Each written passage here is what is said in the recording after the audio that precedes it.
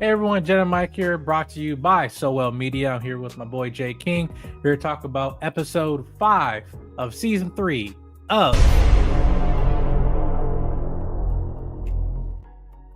That Never Gets Old. Yes. Of Invincible season 3. And we keep on doing it. So last week's episode where actually Mark and Eve were just joining each other's company and stuff and kind of following, their night together and stuff. And you have Mark's mom, having breakfast, giving Oliver's tons of pancakes because he's getting older, right? He needs a good metabolism, you know what I'm saying? And it kind of the awkward thing, like she leaves out the window, come back in the front door and stuff like that. But Oliver, he's also superhuman. He heard the whole thing, right? And then he's he's still like 8 or 9 years old type of stuff. So he's like, no, they're having a sleepover, Oliver. Oliver ain't that far off, but he's not old enough to understand what the adult sleepover is. Right. And but what they Mark was talking about with his mom was saying, hey, me and Eve were talking and we should probably move out, find a place for him. So I like how they just addressed this, like they're moving a little bit too fast, right? But not in a way that's ruining the relationship. Just realize, hey, we're just kind of drinking this Kool-Aid here, but then also at the same time, hey, just take it slow, but at the same time that both of them respect each other's boundaries on that, realize, hey, if we were going to do it, we're going to do it together. And if we're going to put boundaries, we put boundaries on it together, and stuff. So, but it was nice to have that conversation with them on the roof, and it's just like, hey, well, we find a place, like, well, what do we do? It's like, are we going to probably get a part-time job? And it's like, oh, I got an idea, right? And she's, and then, she goes to one of the big jail bases, and, I guess in the city, and basically say, hey, listen, you need security, because you having prison breaks and all that stuff. We have our company here. And it's like, well, what's the company? Well, the company is Inc. Invincible Inc. Right, licensing his services of being a superhero to people that needs their protection, whatever, right? And it definitely will pay well depending on the type of the job that he's doing. So he's not in college, so what else is he gonna do? Be a superhero. Multia breaking out in the most grotesque way possible, and possibly maybe one of the most grotesque scenes I've probably seen this season or this series so far. When I think of like duplicating, like, hey, how far can you go? I'm like, well, you ever tried doing this? And it's like, oh, that makes sense, but that's completely disgusting. So, but he basically just multiplied himself to a point where he just expanded the room, which then collapsed in his other versions of himself while he's just sitting on the top, just waiting. In the previous episode, how like you get more of the side characters and their backstories, and I like that. Simi Liu as Multia, I think it was a great addition to the show. And I like the fact that we get a hint of their origin, both him and Kate.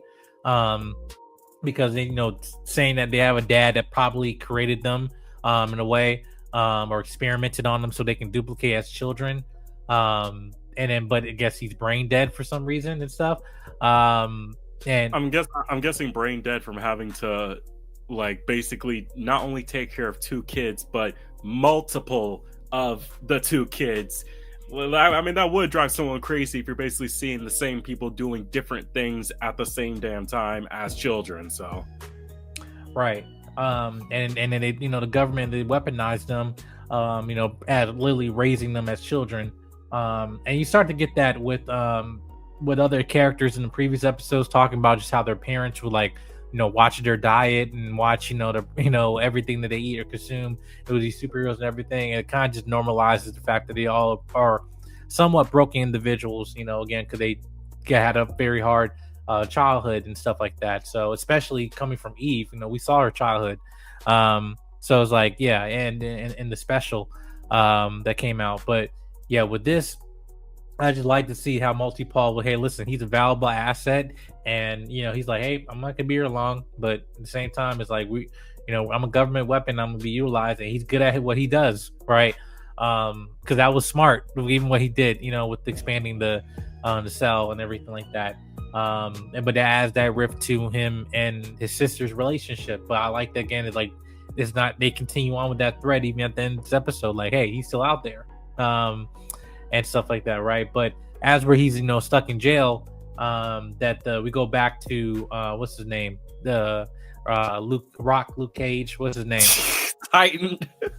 Titan, right?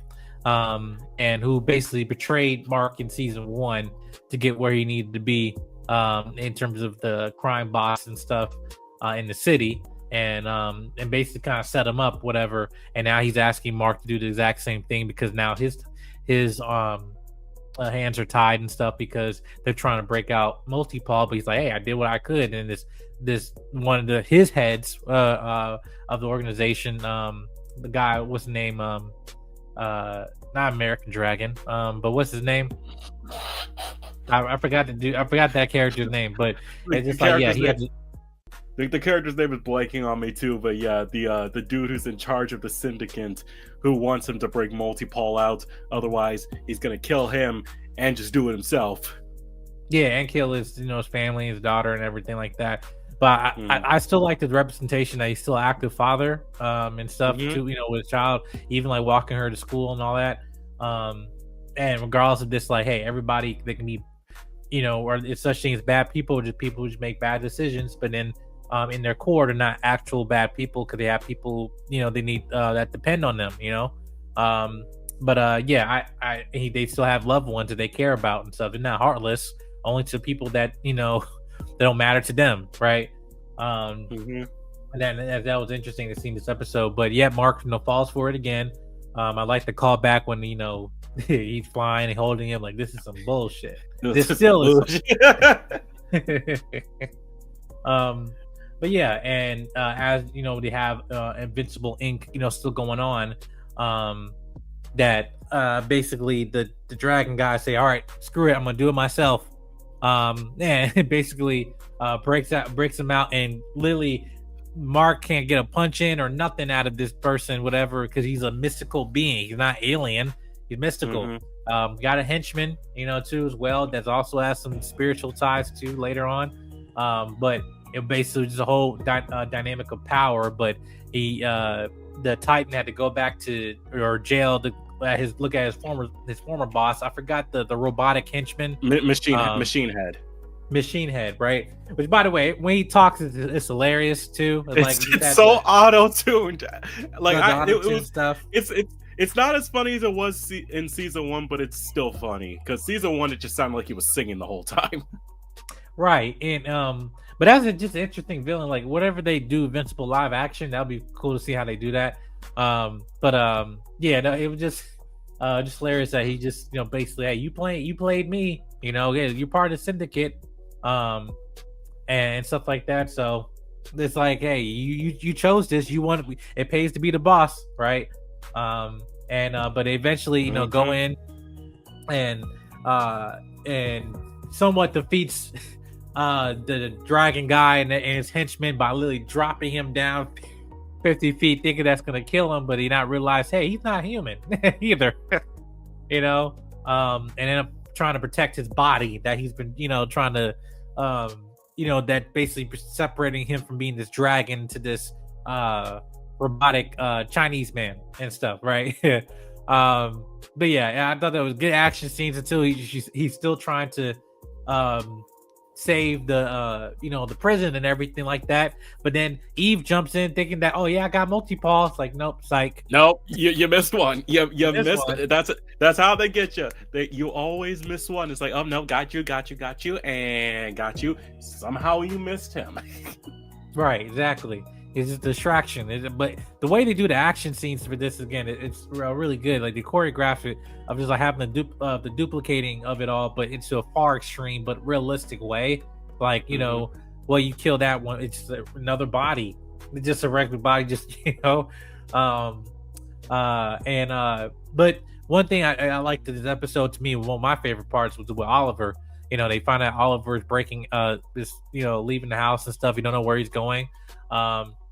But it was that scene that in even the beginning of the breakfast table, he's just like, hey, you move out, who's gonna play with me? or hang out with me, Hmm. stuff like that, right? And I was just like, yeah, he's still a kid, like, like, hey, I don't want my big brother to leave and stuff, right? But then you realize that he's growing up, that he's growing independence, and that and much as Mark wanted to jump in and trying to save him, or trying to be a parent or big brother to him, that Eve's like, no, no, no, let him, and they found him, and they said, no, let him be. And he's playing with some friends who accept the fact that um he's Purple. purple and stuff like that. But then you have bullies that come in, and you thinking that, oh, he's gonna kill him, and then he's like, he possibly could. He like does something else. He just pranks them and stuff, and stuff like that, right? And let him grow his independence and stuff like that, and let him be a kid and let him grow up for himself. And that's where I guess the balance of not only as a parent but a brother, like you have a younger sibling that you just learn to let go and watch them because you care about them and stuff like that, regardless how strict you may be. That you still gotta let them be who they are, right? That scene is just showing that his growth as a character, even after what he did, 2 episodes ago. But yeah, and one thing also I liked here, again, I mentioned this, is like the after the resolution of it all, Titan's like, hey man, sorry man, I did it again, but I got my priorities, you got yours and stuff, and then he's able to get Multi-Paul out, but he able to free Machine Head, and Machine Head was Hmm. able to take back his position. But he's just like, listen, I just want my turf, and that's it. I'm out of here. You do your own thing. It's like, oh yeah, okay, yeah, you go ahead. Psych. If you ever play me again, I will burn your corpse. You'll kill your entire family and your children and stuff and all that. And I was like, okay, now get out. And then, but Yeah, then he was playing off of that joke. And listen, like, some black dude from the hood, you think he's an idiot, and he's like, "Oh no, you're more smart than you give off." And he mentioned that hmm in the earlier in the scene, and then later, like, "Hey guys, watch, he's smarter than Judge, what you think." what do you think? Yeah, Like, smarter but than you think and yeah, stuff. Like, yeah, which I mean, like, even if he followed that up by saying like, "Psych, I'll kill you and your family," but it's like I think deep down he's like, yeah, no, he played me twice at this point. He's played a lot of us, including Invincible. Like, I'm gonna keep my composure, but we do need to watch out for this guy. Like, we'll let him have his right. turf. We'll let him have his turf because he said he'll leave us alone as long as we just give him what he wants. So he's like, hey, fine. Yeah, and I like that it was realistic. Just also, you kind of give some type of stereotype of representation to show, like, hey, I'm not, I'm actually smarter than I can be in a suit and still, be cultured and know where I'm from, where I came from, but also, hey, I earned this spot to be here. I played the Uh huh. game, you know. I mean, Um, hell, can we talk about him literally finessing Mark into an area where everybody's wearing the same jacket? like seriously, He's like, we don't all look the same, hero. It's like, oh dear God. he's like, oh, okay. But yeah, I liked again his character. Now, whether we'll see him again, probably. I remember in the end of season 1 where he was talking to Alan the alien, saying like, "Hey, what are you gonna do? I don't know, go to high school." And but you see the flashback of all the other characters that we didn't see Hmm. for a period and stuff, like, oh, well, who's that? Who's this dragon? Who's Battle Beast? What Right. he's doing, right? Right, and now And and now it's all starting to, like, at least most of it's starting to finally show up. Now we're starting to get resolutions on that season 1 ending montage. So it ended with Mark and his mom saying like, yeah, we're not moving out right now. Like, me and Eve are not moving out right now. We're not breaking up, but it's like, we don't want to take things too fast. And also Mark's mom being like, yeah, I heard you guys having sex. I knew it was happening. And then right, also the revival of the dragon dude. I guess taking some energy from his lackey, putting it into him, was enough to revive his old ass. right, yeah, and the basically he gets revived, and so that's probably a season 4 type something. I don't see Hmm. them revisiting that and stuff like that. But um, like this episode was kind of like basically with Mark and Eve kind of micromanaging. Great power come great responsibility. Like we're 19, we want to move in together. Okay, get a job, like be resourceful Right. and stuff. But I liked how also Eve was a nice partner, like, and it also reminded me just with my wife and stuff, like, oh yeah, we're gonna do business cards and stuff. And Mark's like, hey, how'd you do all this? It's like, yeah, we're in this together. I know how to do this. And I just like that's that dynamic in the relationship. It just makes sense, but it was realistic, and I'm like definitely relatable. But yeah, not a depressing episode. It's actually enlightening in some points and stuff like that. So yeah. So I hope nothing bad happens next week. Sorry. Oh boy. Yeah. We'll see you guys again for episode 6. Yeah, I will just say this. Well, what I have seen, episode 6 is one of my favorites of this entire series. I will just say that. And yet it is the most depressing. But yes, yeah, I'll just say get ready, y'all. It's good. Yeah, get ready. Yeah. Yes. Mind you, there's I think it's 8 episodes in total, so you still got the final 2, which they're holding off on that for a reason. But next week's you get also another voice actor or actor coming into this and seeing him, and he has a full episode dedicated to him, and there's a lot of meat to unpack there, but they just done an amazing job with this. Again, for a week by week, emotionally, we're like, okay, we good. And then it's like, oh my God, we depressed. Oh, we good. It's like, oh my God, right? So